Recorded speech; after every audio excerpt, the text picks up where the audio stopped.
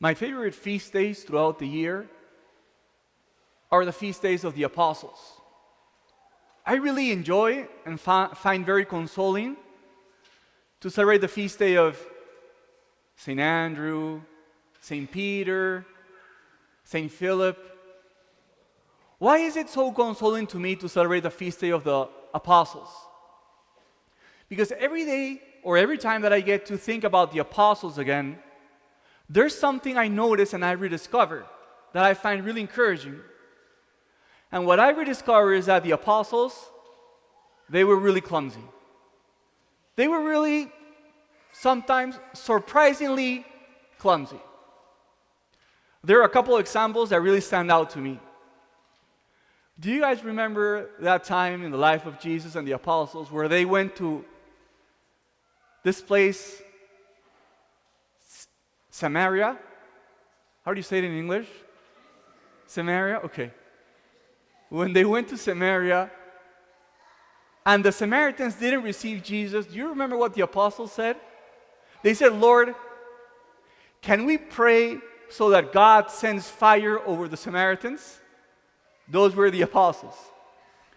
Do you remember that time? Obviously, we remember. When Peter was asked, do you know that man? And Peter denied Jesus 3 times. So what do I enjoy about the apostles? I enjoy the fact that I find in them that they were saints, but they were also very human. And they were saints, but they were also very weak. And they were saints, but they were very clumsy. Why do I bring this up? Because I think that in the same way that the feast day of the apostles is so consoling to me because it reminds me that in spite of my clumsiness, in spite of my weakness, in spite of my frailty, I can be a saint. Today's reading, today's gospel is exactly the same message for mom and for dad.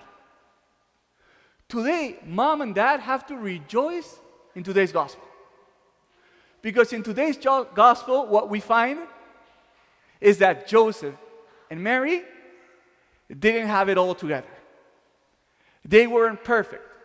Sometimes we think, of course, Mary was perfect without sin, but you know what I mean. But sometimes when we think about the Holy Family, we think about this. We think that everything is pristine, everything works out perfect, well all the time, and nobody commits any mistake. And sometimes the ideal seems so far away that it doesn't call on us.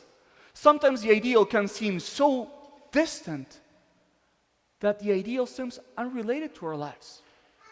But today, mom and dad, all those who have a family, today is a day to rejoice.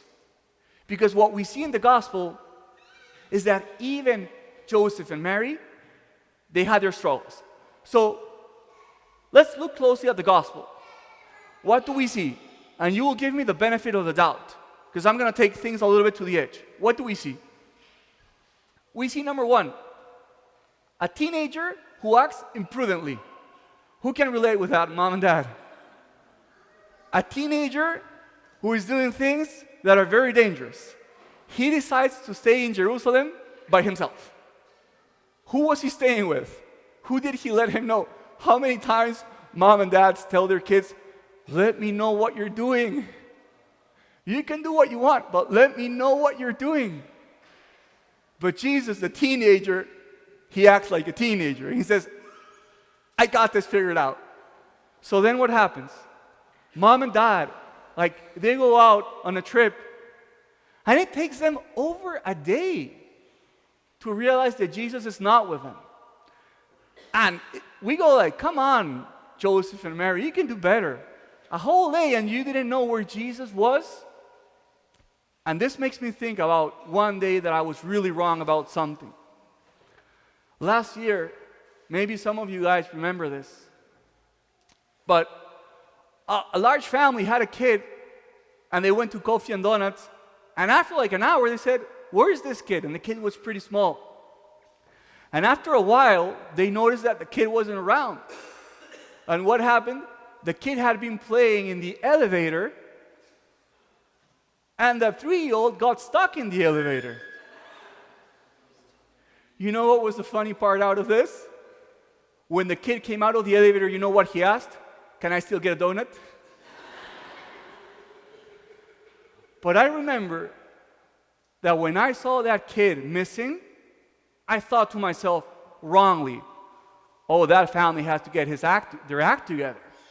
But when I read this gospel, I said, I'm so wrong.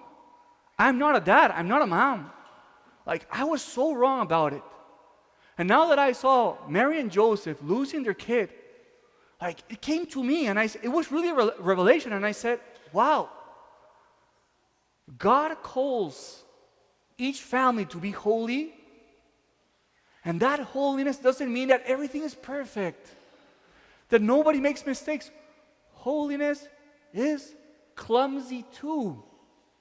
So, what does holiness look like then? It doesn't mean that parents and kids get everything right all the time.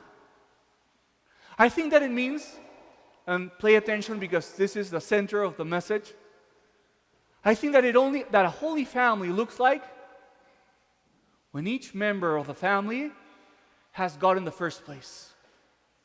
If each member of the family really holds God as the most important thing in their life, then that family is holy.